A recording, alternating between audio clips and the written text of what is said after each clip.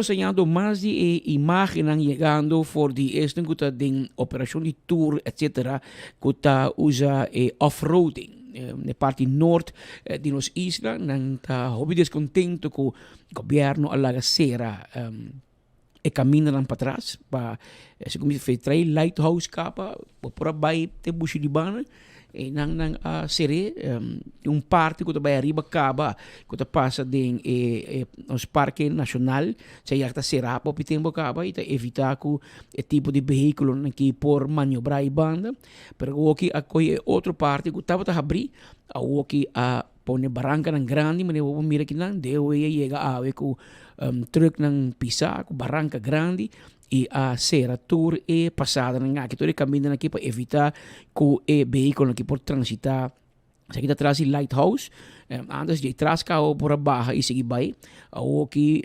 a sere tá bisando que que outro tinha a ver com caso em corte com a Rua BirdLife Conservation a iniciar contra o governo e contra a companhia de tour da papi aqui de nation di Choco, etc. E conservar parte aqui para o meio ambiente e animal. E esse aí põe, pois, que tem estorbo, verdade, enviado. Porque mira que tem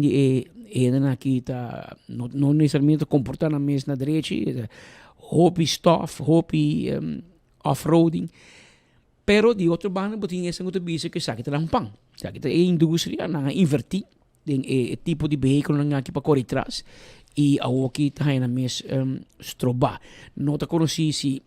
não também lo vai buscar um direito não eventualmente começar caso agora em corte o governo toma uma decisão drástica aqui propõe que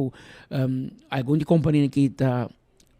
na certa forma corre peligro você sabe que tá lo que não tá é serviço que não tá vende para off-road pero se sai lo por mais ou em todo caso se ele caminha mas se pensa em uma ruta alternativa of conta seguir e se me se vai buscar o direito de corte local como isso se mas coisa que a Rua BirdLife Conservation a busca na caminho via corte não sei se a companhia também vai DA pero em todo caso o que tem urgência quizás por espera que lo por hanha banda de gente não que bisa você a mim também tem direito anterior para mirar se juez imparcial me mail toma uma decisão se está bem links ou se está bem rechts.